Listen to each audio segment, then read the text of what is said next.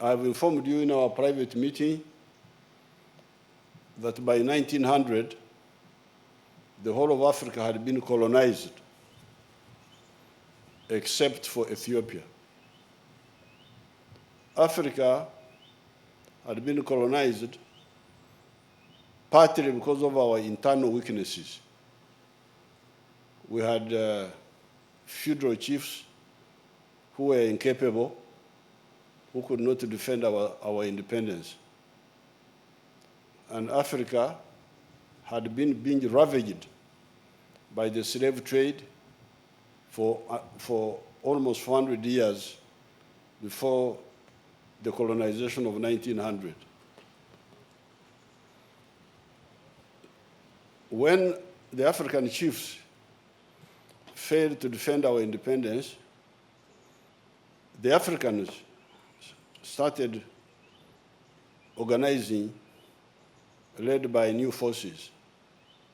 And the first group was in South Africa in 1912, when the African National Congress was founded. That was now the modern African anti-colonial resistance movement. Fortunately, and that's how Russia comes in. In 1917, a new force took over Russia. These were the Bolsheviks. I don't know what problems you have with the Bolsheviks, whether you like them or you don't, but for us, we appreciate them because they supported us. They started supporting our anti-colonial struggle. And that is our relationship with Russia. Russia, so the Soviet Union, supporting the anti-colonial movement in Africa. Then in 1949, we were also lucky to have a new force, the communists, taking over China, the big country of China. And again, they supported us. Then we had some other socialist countries, Cuba and so on. So therefore, whenever issues come up, and some people want us to take positions against Russia, we say, but you people, these people have been with us for the last 100 years. How can we be automatically against them? We have even forgiven our former enemies, the colonialists, the ones who had colonized us, the ones who had actually taken slaves from here and did bad things. We have forgiven them, and we are working with them. How can we be against somebody who has never harmed us and who instead helped us?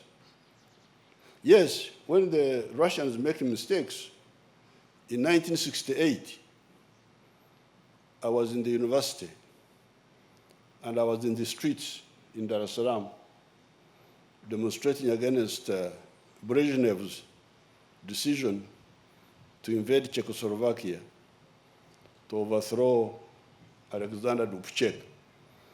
So, if Russia makes mistakes, then we tell them, like we did in 1968. But when they have not made a mistake, we cannot be against them.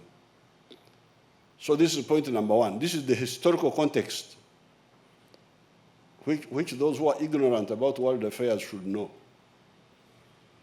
Because there seems to be a lot of ignorance in world affairs. People have very limited understanding of philosophy, of strategy, which we don't accept. For us, we have got our clear position as part of the African liberation movement. We know who is who and who is doing what and why, and we know where we stand. Coming to today, we have got a lot of potential. Well, of course, we have been working with Russia and with the Soviet Union before, especially in the areas of security. Our first Air Force was trained by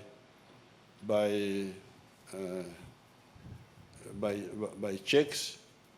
We used to buy equipment from Czechoslovakia, and then the Soviet Union itself, and we have been working with them on the security field. But now we have added new areas. The Joint Permanent Commission is going to meet in October and go into the details of the areas we can cooperate in. Uganda, as you can see, we produce a lot. There's nothing agriculture in the world that we cannot produce here. So if you need anything agricultural, coffee, we've got a lot of coffee. We're the biggest producers of coffee in the whole of Africa. Tea, milk, beef, grain, bananas. We're the second biggest producers of bananas in the whole world. So all those things, and some of our products go to Russia through Western Europe, but we can now deal directly with you. And then we have also talked of cooperation or cooperating in space science. Uganda would like to have its own small satellite to see what is happening around the globe. Then nuclear energy, although Uganda has got hydropower and sun and so on, but we have also got a lot of uranium, which we would like to use to generate electricity and for other purposes, medical, biotech, and so on. Then in the area of what we call the pathogenic economy, the economy which deals with the vaccines, deals with therapeutics, deals with diagnostics. So all these fields are open. The market here is a big market. You have the internal market of Uganda of 43 million people. Then we have East Africa with a population of more than 300 million people. And then you have the whole of Africa, which is part of the CFTA, the Continental Free Trade Area, of 1.5 billion people.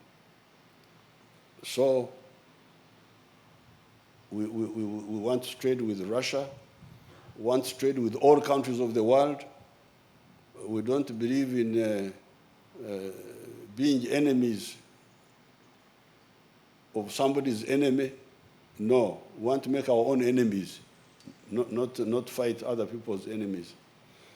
This is our doctrine. When there was the Cold War, one day they asked me a question. Are you pro-East or pro-West? I said, you must think I am an idiot. Why do you think my main job is to be pro-somebody? I am pro-myself. And I deal with all other people according to how they relate with my own interests. These people think we are stupid. Such a question is an idiotic question. It's not my job to be pro-East or pro-West. I am pro-myself. And I deal with people according to how they relate with me. So if you invite me to talk, you do so at your own risk. I can talk for a long time. So not to take your time, I welcome you to make your comments. Thank you very much.